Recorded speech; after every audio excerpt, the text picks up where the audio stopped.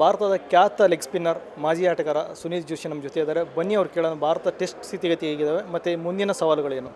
ಸುನಿಲ್ ಜೋಶಿ ಅವರೇ, ಟೀಮ್ ಇಂಡಿಯಾದಲ್ಲಿ ಈಗ ಲಕ್ಷ್ಮಣ್ ದ್ರಾವಿಡ್ ಅವರಿಲ್ಲದೆ ಓಮಲ್ಲೇ ಆಡ್ತಾರೆ, ಬೇರೆ ದೇಶದಲ್ಲಿ ಎಷ್ಟು ಕಷ್ಟ ಆಗ್ಬೋದು? ಇವಾಗ ಇಂಡಿಯಾದಲ್ಲಿ ಆಡಬೇಕಂದ್ರೆ ಕಂಡೀಷನ್ಸ್ ನಮಗೆ ಗೊತ್ತಿರುತ್ತೆ.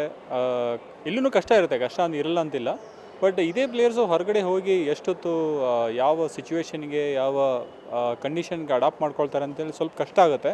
ಬಟ್ ಖಂಡಿತ ಎಲ್ಲೋ ಒಂದು ಕಡೆ ನಮ್ಮ ಈ ಇಬ್ಬರು ದಿಗ್ಗಜರುಗಳ ಕೊಡುಗೆಯನ್ನು ನಾವು ಮರೆತು ಮುಂದೆ ಬರುವ ಯಂಗ್ಸ್ಟರ್ ಮೇಲೆ ಸಾಕಷ್ಟು ಕಾನ್ಫಿಡೆನ್ಸ್ ಕೊಡಬೇಕು.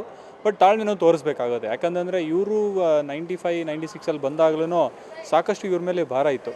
ಅದನ್ನು ಈಗ ಇವರು ಭಾರ ಕಡಿಮೆ ಮಾಡಿದ ನಂತರ ಮತ್ತೆ ಮುಂದೆ ಬರುವ ಪ್ಲೇಯರ್ ಆಗಲಿ, ವಿರಾಟ್ ಕೊಹ್ಲಿ ಆಗಲಿ, ಪೂಜಾರ ಆಗಲಿ, ಅಥವಾ ರಹಾನೆ ಆಗಲಿ, ಅಥವಾ ರೋಹಿತ್ ಶರ್ಮಾ ಆಗಲಿ, ಎಲ್ಲ ಟ್ಯಾಲೆಂಟ್ ಇದೆ. ಬಟ್ ಅದಕ್ಕೆ ತಕ್ಕ ಪರಿಶ್ರಮ ಇರಬೇಕು, ಕಠಿಣ ಪರಿಶ್ರಮ ಇರಬೇಕಂತಲೇ ಹೇಳ್ತೀನಿ ನಾನು. ಯಾಕಂತಂದರೆ ಇಂಡಿಯಾಲಿ ಆಡೋದು ಕಂಡೀಷನ್ಸ್ ಗೊತ್ತಿರುತ್ತೆ, ಹೊರಗಡೆ ಆಡೋದು ಯಾವ ಥರ ಅಂಥೇಳಿ ಅವರು ಅರ್ಥ ಮಾಡ್ಕೋಬೇಕು. ಈಗ ಲಕ್ಷ್ಮಣ್ ದ್ರಾವಿಡ್ ಸ್ಲೀಪಲ್ಲಿ ದಿ ಬೆಸ್ಟ್ ಕ್ಯಾಚ್ ಸ್ಲೀಪರ್ ಅಂತ ಹೇಳ್ಬೋದು.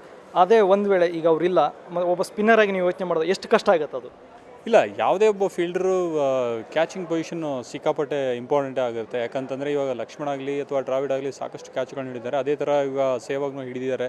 ಹಿಂದಿನ ಟೆಸ್ಟ್ ಮ್ಯಾಚಲ್ಲಿ ಹೈದರಾಬಾದಲ್ಲಿ ಒಳ್ಳೊಳ್ಳೆ ಕ್ಯಾಚ್ಗಳನ್ನು ಹಿಡಿದ್ರು. ವಿರಾಟ್ ಕೊಹ್ಲಿನೂ ಒಳ್ಳೆಯ ಸ್ಲಿಪ್ ಫೀಲ್ಡ್ರು. ಬಟ್ ಅಂದರೆ ಇವ್ರು ಎಷ್ಟು ಹೊತ್ತು ಪ್ರಾಕ್ಟೀಸ್ ಮಾಡ್ತಾರೆ, ದಿನಕ್ಕೆ ಎಷ್ಟೊತ್ತು ಟೆಸ್ಟ್ ಕ್ರಿಕೆಟ್ ಮೇಲೆ ಗಂಭೀರದಿಂದ ಪ್ರಾಕ್ಟೀಸ್ ಮಾಡಿ ಯೋಚನೆ ಮಾಡಿ ಅದನ್ನು ಕಾಂಟ್ರಿಬ್ಯೂಟ್ ಮಾಡ್ತಾರೆ. ಅದು ಮುಂದೆ ಬರುವ ವರ್ಷಗಳಲ್ಲಿ ಅವ್ರಿಗೆ ಹೆಲ್ಪ್ ಆಗುತ್ತೆ. ಸೊ ಈಗ ಭಾರತ ಸ್ಪಿನ್ ನೋಡಿದ್ರೆ ಓಜಾ, ಹರ್ಭಜನ್ ಮತ್ತು ಅಶ್ವಿನ್ ಮಧ್ಯೆ ಒಂದು ಟಫ್ ಕಾಂಪಿಟೇಷನ್ ಇದೆ. ಒಬ್ಬ ಇನ್ನಾದರೂ ಒಬ್ರು ಹೊರಗೆ ಹೋಗ್ಬೇಕು. ಅದು ಹೇಗೆ ನಮ್ಮ ಇದು ಓವರಾಲಾಗಿ ಇಂಡಿಯಾದಲ್ಲಿ ಅಷ್ಟೇನಾ, ಹೊರಗಡೆನೂ ಇದ್ರ ಪ್ರಭಾವ ನಾವು ನೋಡ್ಬೋದು? ಇಲ್ಲ, ಕಾಂಪಿಟೇಷನ್ ಇರೋದು ಒಳ್ಳೆಯದೇ. ಯಾಕಂತಂದರೆ ಕಾಂಪಿಟೇಷನ್ ಇದ್ದಾಗಲೇ ಒಬ್ಬ ಆಟಗಾರನ ಕಡೆಯಿಂದ ಒಳ್ಳೆಯ ಪರ್ಫಾರ್ಮೆನ್ಸ್ ಬರೋದು. ಈ ಥರ ಕಾಂಪಿಟೇಷನ್ ಇದ್ದಾಗ ಇನ್ನೂ ಸಾಕಷ್ಟು ಸ್ಪಿನ್ನರ್ಗಳಿದ್ದಾರೆ. ಪಿಯೂಷ್ ಚಾವ್ಲಾ ಇದ್ದಾರೆ, ಆಮೇಲೆ ನಮ್ಮ ಕರ್ನಾಟಕದವರಾದ ಅಪ್ಪಣ್ಣ ಇದ್ದಾರೆ, ಆಮೇಲೆ ಇಕ್ಬಾಲ್ ಅಬ್ದುಲ್ಲಾ ಇದ್ದಾರೆ. ಒಳ್ಳೆ ಕಾಂಪಿಟೇಷನ್ ಇದೆ. ಇವರು ಯಾವ ಥರ ಟೆಸ್ಟ್ ಕ್ರಿಕೆಟಲ್ಲಿ 4 ಡೇ ಮ್ಯಾಚಲ್ಲಿ ಪರ್ಫಾರ್ಮೆನ್ಸ್ ಮಾಡ್ತಾರೋ, ಈ ವರ್ಷದ ರಣಜಿ ಟ್ರೋಫಿ ಸೀಸನು ಭಾಳ ಮುಖ್ಯ. ಎಲ್ಲ ಪ್ಲೇಯರ್ಸ್ಗಳಿಗೆ ಯಾವ ಥರ ಇದರಲ್ಲಿ ಪರ್ಫಾರ್ಮ್ ಮಾಡ್ತಾರೋ ಅದಕ್ಕೆ ಮುಂದೆ ತಕ್ಕಾಗಿ ಇವರಿಗೆ ಪ್ರಶಸ್ತಿ ಸಿಗುತ್ತೆ. ಒಂದು ಇಂಟ್ರೆಸ್ಟಿಂಗ್ ಕ್ವಶನ್ನು, ಒಬ್ಬ ಸುನಿಲ್ ಜೋಶಿ ಆಗಲಿ, ದ್ರಾವಿಡ್ ಆಗಲಿ, ಅನಿಲ್ ಕುಂಬ್ಳೆ, ಜಾವಗಲ್ ಸಿನ್ಹಾ ಇಂಥ ಒಂದು ಟೀಮೇ ಬಂತು 95, 90ಸಲ್ಲಿ. ಬಟ್ ಈಗ ಯಾಕೆ ಅಷ್ಟು ಕ್ವಾಲಿಟಿ ಇರೋ ಪ್ಲೇಯರ್ ಬರೋಕ್ಕಾಗ್ತಾಯಿಲ್ಲ? ಅವಾಗ ಇನ್ಸ್ಪಿರೇಷನ್ ನಿಮ್ಗೆ ಏನಾಗಿತ್ತು, ಈಗ ಆ ಕೊರತೆ ಯಾಕೆ ಕಾಣ್ತಾ ಇದೆ? ಇನ್ಸ್ಪಿರೇಷನ್ ಎಲ್ಲರ ಹತ್ರನೇ ಇರುತ್ತೆ, ಎಲ್ಲರ ಒಳಗಡೆ ಇರುತ್ತೆ ಇನ್ಸ್ಪಿರೇಷನ್ನು. ಅದನ್ನು ಇನ್ಸ್ಪಿರೇಷನ್ ಯಾವ ಥರ ಹೊರಗಡೆ ಬರುತ್ತೆ ಅಂತೇಳಿ ನಾವು ಕಾದು ನೋಡಬೇಕು. ಇವಾಗ ನಾವು ಆಡಿದಾಗ ನಮಗೊಂದು ಇನ್ಸ್ಪಿರೇಷನ್ ಇತ್ತು, ಇವರೆಲ್ಲ ಆಡ್ತಾ ಇದ್ದಾರೆ, ನಾವು ಆಡ್ಬೋದು ಅಂತೇಳಿ ಒಂದು ಕನಸಿತ್ತು. ಆ ಕನಸಾಯಿತು. ಇದೇ ಥರ ಈಗ ಬರುವ ಯುವ ಪೀಳಿಗೆಗಳಿಗೆ ಇವರು ಒಂದು ಕನಸು ಇಟ್ಕೋಬೇಕು. ಕನಸು ಯಾವ ಥರ ಇಟ್ಕೊಳ್ತಾರೆ ಆ ಕನಸಿನ ಮೇಲೆ ಹೋಗುತ್ತೆ. Thank you.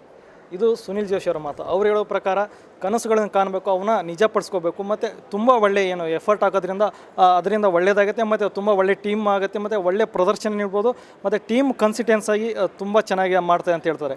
ಬೆಂಗಳೂರಿನಿಂದ ಸಚಿನ್ ಜೊತೆ ರವಿ ಎಸ್, ಸುವರ್ಣ ನ್ಯೂಸ್.